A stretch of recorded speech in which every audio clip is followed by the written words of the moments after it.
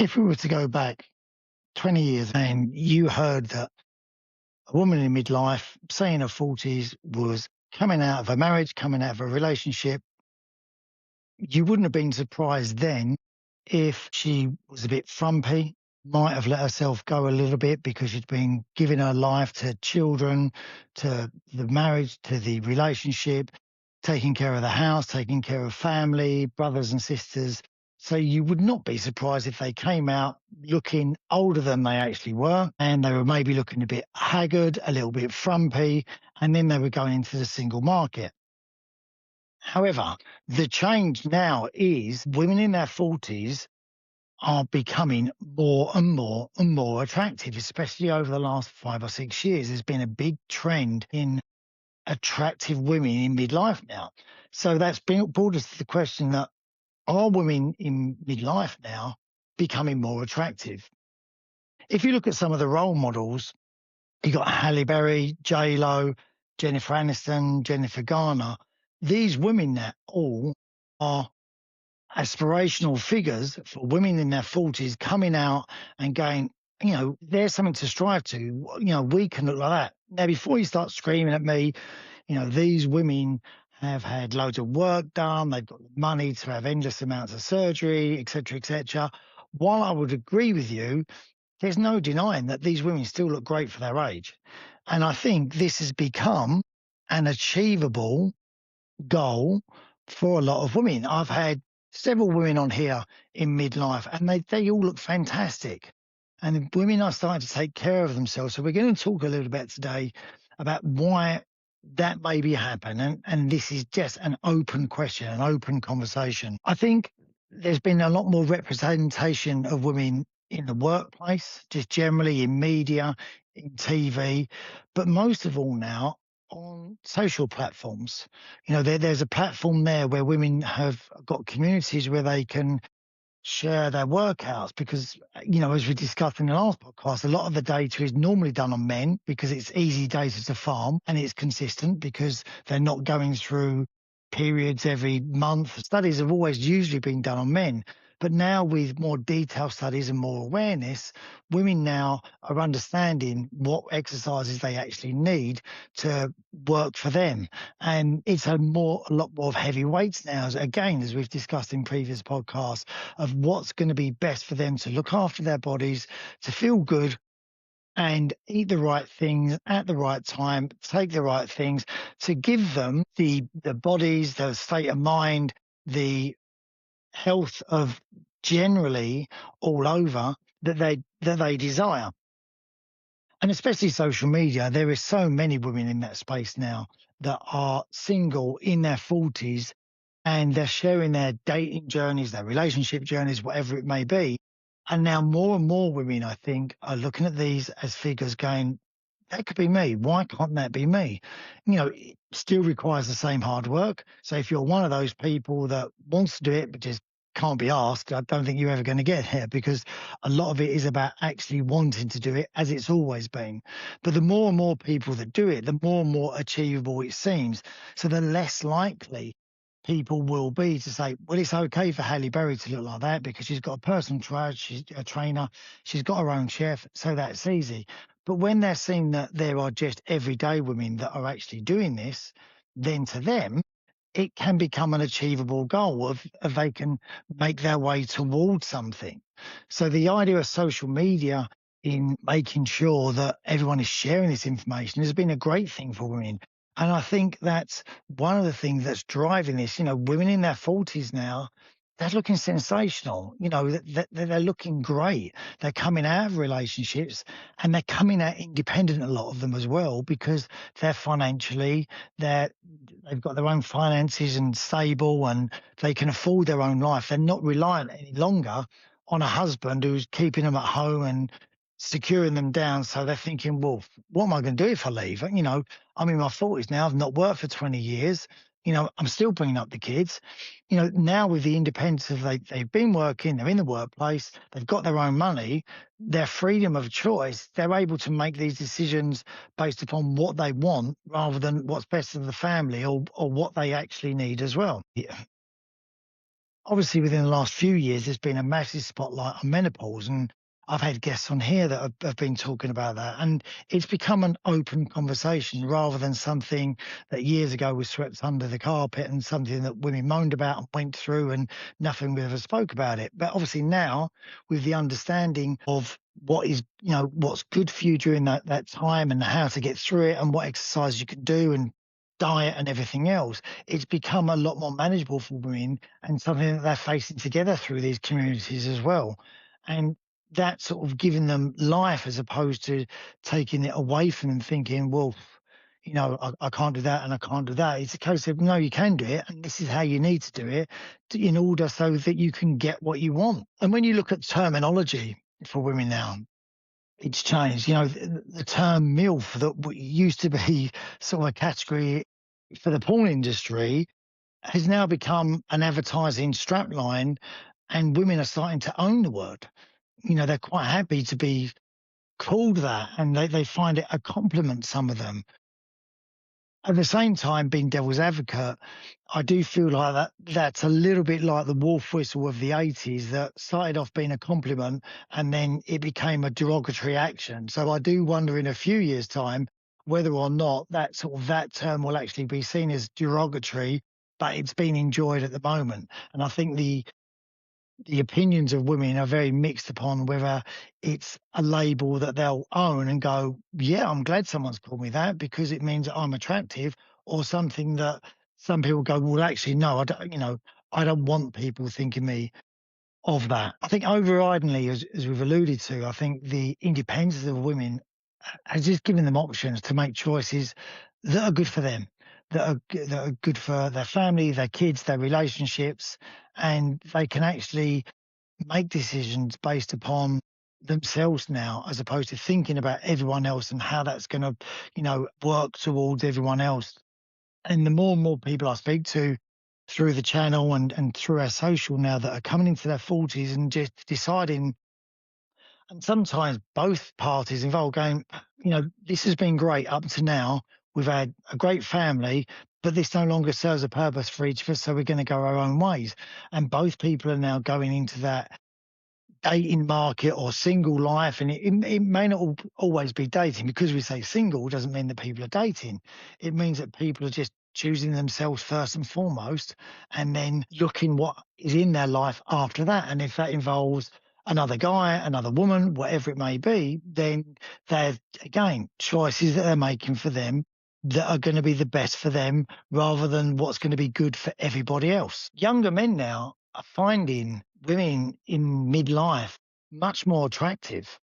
They're finding them desirable. And that could be because of the icons that we've mentioned before that they're fantasizing about. And then they can realize their fantasies in women that they're meeting that are in their 40s, but they're now becoming more and more desirable to younger guys. And why not? For some women in their 40s, they might just think, that's gonna suit me for the next 5 or 6 years. That could be great. It might turn into something, it might be a bit of fun. And what that's done is it's opened up an option of women, of people that they're able to date, where previously this option was really only ever afforded to men. That, it wasn't unusual that older guys dating younger women when it comes out of a divorce. If women sort of used to do that and date younger guys, it wasn't always seen as something that was acceptable, but now it's actually an option as well. And I think it works both ways. It's actually acceptable for younger guys to be looking at older women and dating them because they think, no, do you know what? They've got experience. They're financially, they're independent. They're not looking at me for anything else other than me. They're not looking to start families anymore. They're not looking to, get a house and for me to provide. They're just looking at me because they want to be with me. So I think for some young guys, it's actually another option as well. Now, this has opened up a whole new dating pool for all of those women that are able in that category to where younger men are going to look up to them and go, well, actually, yeah, I'd love to take you out. It's, again, devil's advocate. When guys were doing this, it was always called a midlife crisis. And that, I've always said straight, look, from always doing these podcasts, I don't think there's any crisis in people having great fun. I think The crisis is for people that aren't in those positions, that want to be doing it, but they haven't made the right decisions or the brave decisions to actually be in a situation where you can do things that other people might perceive as stupid. But for you, they might be great choices.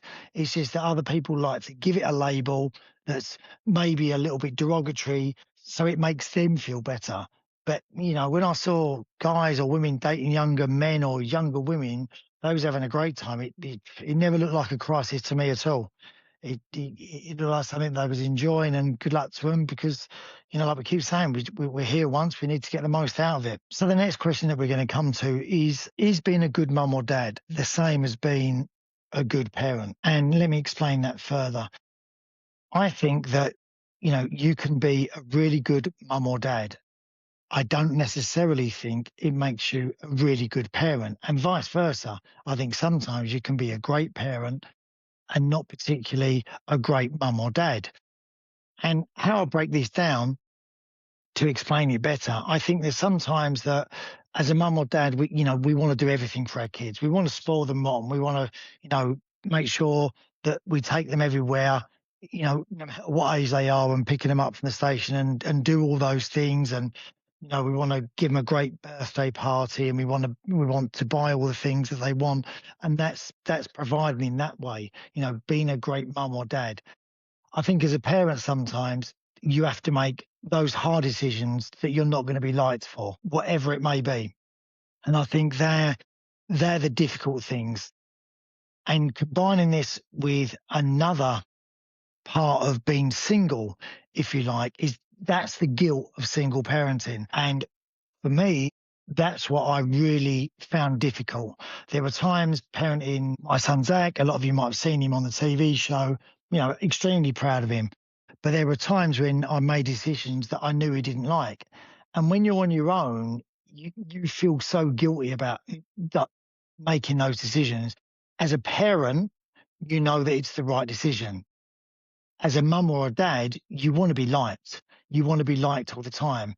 And I think if you're parenting together, and I never really had many years of being with Zach's mum and doing this together, there's more, solidarity between two of you. So if one of you is telling the kid off and then they're giving you a hard time for it, the other parent, I would imagine, can go, no, no, you're right in what you're doing. Don't feel guilty about it.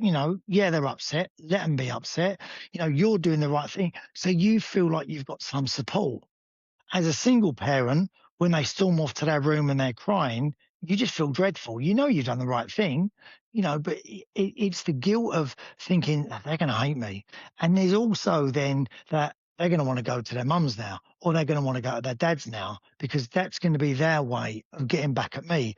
But then that makes you feel a lot worse. So, being a single parent, you've got to be the good cop, the bad cop, and you've got to do both. You've got to be a good mum or dad, and you've got to be a good parent as well. And I think that's really hard to do. And I think for me, I probably was a better parent than I was a dad sometimes. But I felt that, especially for boys, I think it's really important that, they have something that they can look up to, and they've got boundaries, because, you know, you've got to let them know what's right and what's wrong. We're all complaining all the time now of kids these days, but again, hasn't generations before us always complained about kids these days? Is that not being an ongoing thing right the way through? Because everyone thinks it was done better before. But, everyone now seems to walk around wanting to be a gangster. And I think unless it's explained to boys especially, and girls, that, what what that actually looks like in real life, why people do that in real life, and they haven't got that life, so they don't need to be pretending to have a life that those people that actually are doing it don't want anyway, but they've got no other choices but to do that. So I think sometimes we need to make sure that, we're doing both things. And I think that's where usually most relationships work, is where one of you will have a strength on one side of it, and the other person will be the strength for the other side. So it may be that one of you is a really good mum, and you're going to do everything for the kids, cook them exactly what they want when they want and do all those things. But when it comes to the discipline, it will be the other partner that will do the discipline or vice versa, so you both switch around on different things and the child gets a balance of it. And when you become single, it's very difficult to do both and you do your best to do both. But I think it's possible that if you've got a mutual breakup, you can still both do it through communication and understanding where you are. Unfortunately, I think what happens in a lot of breakups where one person is more hurt than the other and it's not amicable is then the children are used as a tool to get back on the other person. So, and then that doesn't help the relationship between the parents. I think in any breakups, what you've got to realize is there's two different things.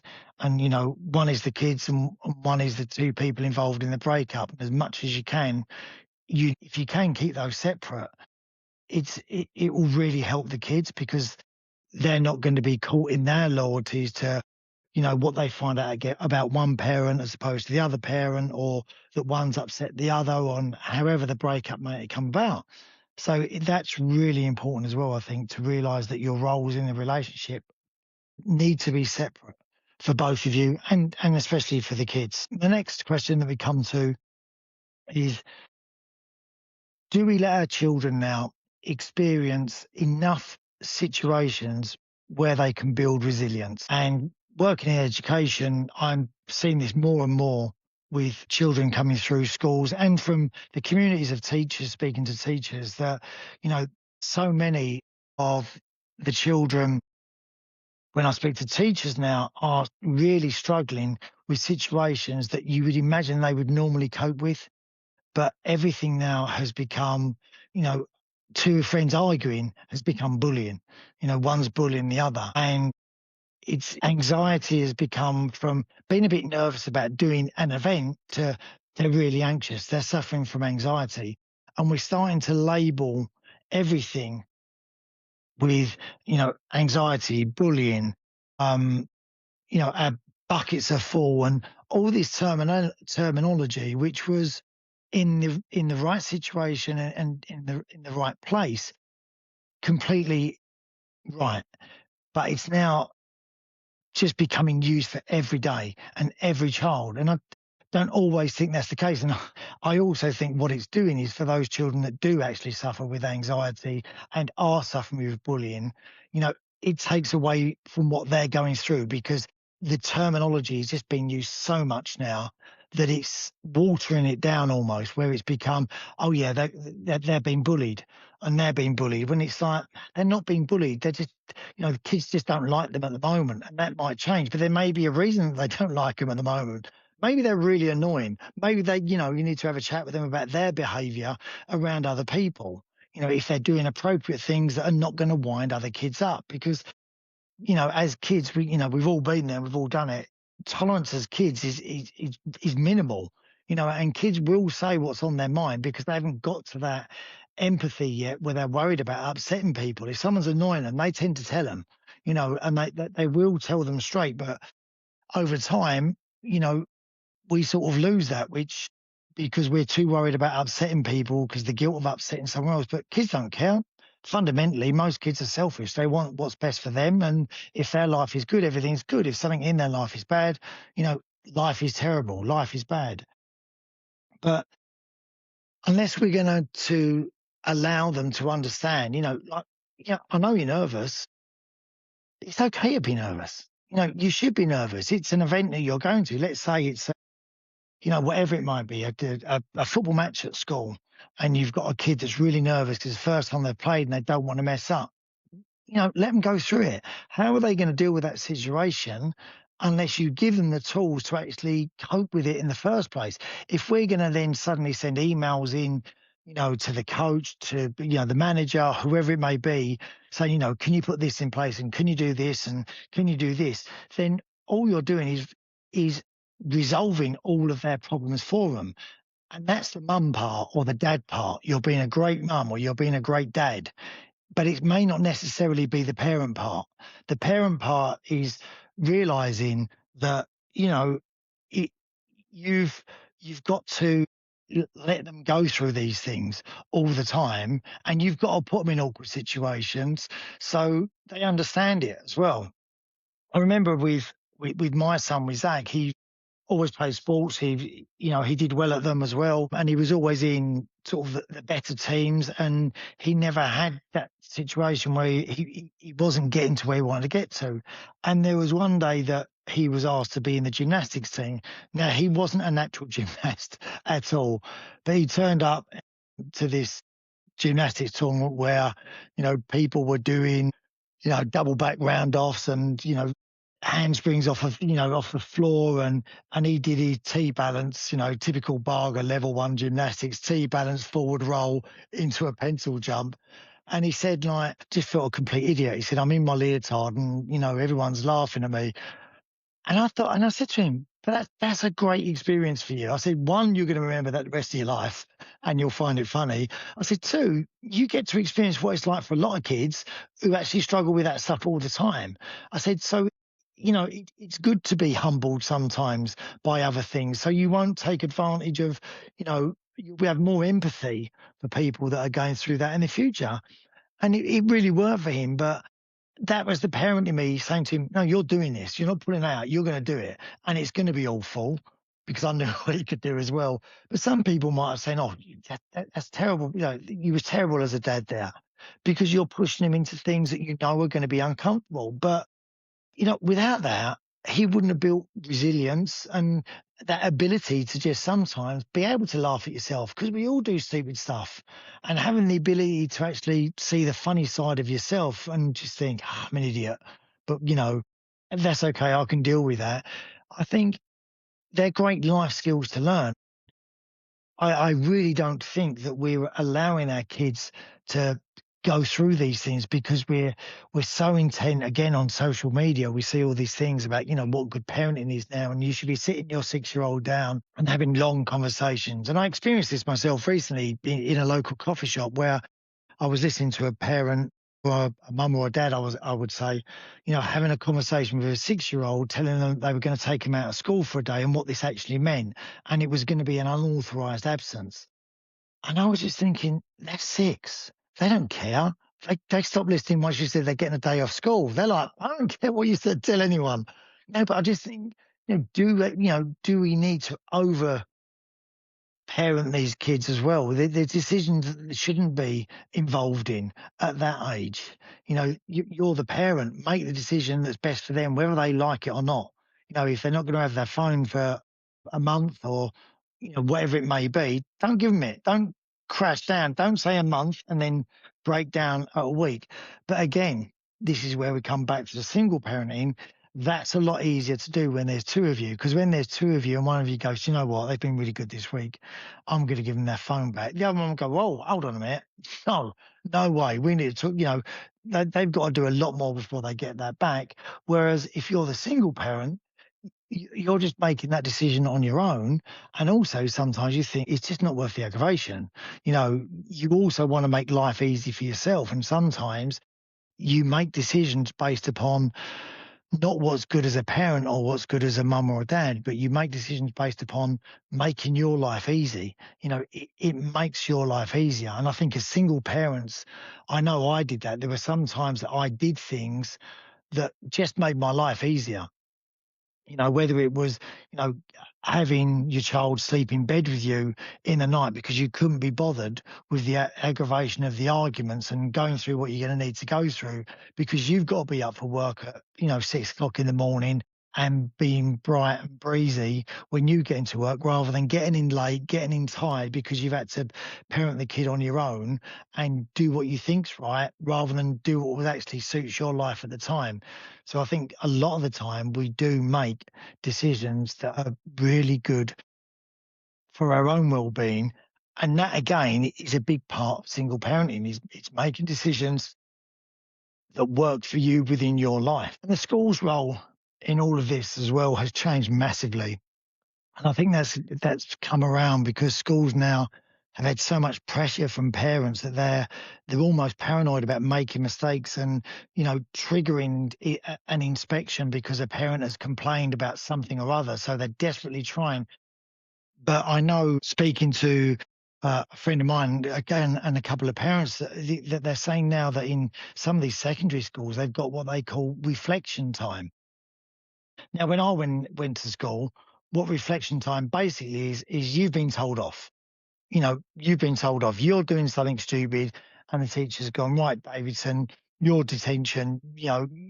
Give you a good going over and verbally shout at you, whatever it may be. When I was at school, our teacher used to throw a basketball at us, the good old days, as they call them. And but now, it's called a reflection time. So the example was, I think, that this young lad was messing about in his class, and his teacher sort of said, right, you need to go outside for reflection time. And the idea of it is that they go outside and they reflect on what they've done, and they feel bad, and they're not getting told off in this. It's just they're told, and then an email was sent out to the parents, who actually record it as well, and saying, today Max was given some reflection time. If you've got a busy parent, the last thing they want to be getting is 15 emails a day, thinking that their kids are doing more reflection than they are actually doing learning. And then you're wondering if they've actually gone to a yoga retreat or they're actually going to school. And this young lad, at the end of his reflection time, was asked by the teacher, Max, have you thought about, what you did, and have you reflected on it? And what Max has basically come up with was, he said, I've worked out in the future how to avoid getting caught in the first place. And the teacher on that's not the idea of the reflection time. Now, it seems to me that Max has started thinking outside the box. So what they've actually done is make Max harder to catch than he was in the first place. So, that reflection time's completely gone out the window. But schools now, are not helping the situation either, because they're actually sort of creating, like, environments to make kids resilient. That, in terms of, right, we're going to do this because this is going to make you more resilient. When that's not the idea. Resilience is actually experiencing something that you're going through, and it may be a personal thing. It's not like a group activity. It's not a team building activity. That doesn't necessarily make you or give you resilience. Resilience is experiencing being nervous, being anxious, you know, feeling hurt, feeling angry. They're the things that, you have to manage, because otherwise you are going to go through those emotions at some stage in your life. And if you haven't got the tools to cope with them, that's when you will have proper anxiety and you will have proper breakdowns, because you've got no coping mechanism. But we're so afraid now. And in schools, we realize, I think, that we're not giving these experiences to our kids for parenting. So then we're trying to manufacture them, but we're manufacturing them in a way that's controlled. So the kids know they're controlled as well. So it's just plain at being resilient, where, if they find themselves lost one day, this controlled environment is not going to be around them. So they need to know, what they're going to do and how to cope with that, because it's not, it's something that they have to build. And unless we do this as parents, and, we're allowed to do this at schools, without the parents coming in and being good mums and good dads and going, right, you've told them off and they feel this way, rather than going, why was you told off? What did you do that someone told you off? And then the parent finding out what they did and gone, well, yeah, you was wrong. You was wrong. You shouldn't have done that. What you're going to go in to do tomorrow is you're going to go and find that teacher and you're going to apologise for your behaviour. And it is that, back to that, you got told off twice. Listen, if there were occasions where, the lad says, or the child says something that is wrong, and the teacher has been harsh on them, by all means go in. But, get the story first, and also ask the teachers for the story, because what I found a lot within education is that the children will always have their truth, and it's not always actually what happened, it's how they saw it. Because again, kids don't think they do anything wrong. We never did as kids. We always thought what we were doing was right. So we were never in the wrong. So then they're always going to feel aggrieved that they've gone through these things and that they were wronged, rather than, they've actually done something stupid. So circling back to the next question of dating, and we touched upon it a couple of episodes ago, within the space of midlife, dating, relationships, there is there's so much content out there now, and I listen to lots of it, and I listen to people that have suddenly decided they're not going to date for 300 years or whatever it may be, and that they're going to vlog this or give you every day their feelings on this. And I think to a certain extent that's great. I also think a lot of it is about making content as well, rather than actually giving something of substance to the area as well. And I think if it's from experience, then it's valuable. I think if it's just spouting, the same things all the time, that the buzzwords without any really sort of experience behind it, it becomes just another vlog, and it sort of disrupts what people are trying to achieve within that space in the first place. Listen, you could argue that this podcast is exactly the same, that we're going over the same stuff, and it's about dating, and it's about relationships, and it's about parenting, and it's about midlife. I think this, for me, podcast came from coming from a place where I was experiencing all of these things, but I felt like I was experiencing them alone. You don't realize how many people are going through the same things. It wasn't until I did the TV show and started actually realizing that not only the people on the show with me had experienced all the same things, that after coming out of there and going on to social media, following that subsequently, that there were loads of other people out there that were interested in my story because it had similarities with their story. And then you start sharing these stories. And this is what this podcast is born out of. It's not born out of wanting more followers or doing, wanting to do more than that or sell you stuff or get you to buy stuff. It's it's about sharing the journey that I've had.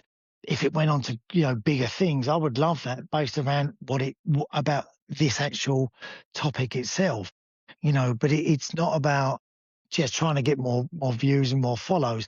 I want them in terms of, if this is good, it get more views and more followers, and ultimately that would be great based upon that I'm doing something good. So I do appreciate you listening, and I do appreciate you following, and make sure you share.